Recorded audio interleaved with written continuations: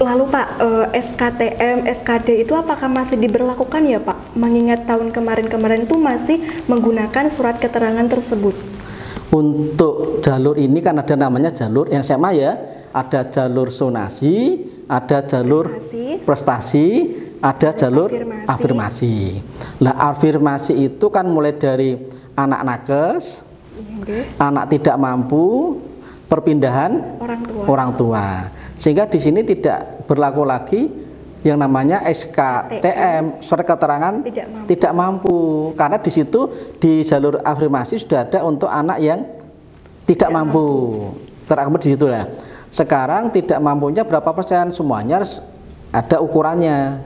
Maka di jalur afirmasi yang nilainya start 20% itu mengakomodir dari beberapa jalur, mulai dari tadi nakes, anak yatim yang meninggal karena orang tuanya karena COVID, anak tidak mampu, anak pondok pesantren itu.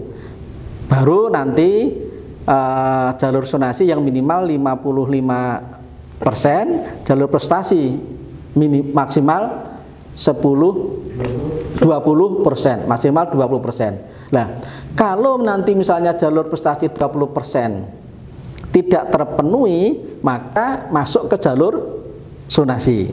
Maka dikatakan jalur prestasi itu maksimal 20%, tapi jalur zonasi minimal 55% itu. Sehingga kalau prestasi tidak terpenuhi, nanti larinya masuk ke zonasi. Itu. Nah, terkait dengan pilihan, berarti anak misalnya Mbak Nisma rumahnya itu jauh, zonasinya tidak masuk, zonasi tidak memungkinkan, maka bisa mengambil jalur prestasi. Nah itu Mbak Nisma kategori jauh, mungkin kemudian dikategorikan masuk di pondok misalnya, pondoknya itu harus masuk ke afirmasi dan pondoknya terdaftar di apa namanya Pak, yang emisnya Kemenak.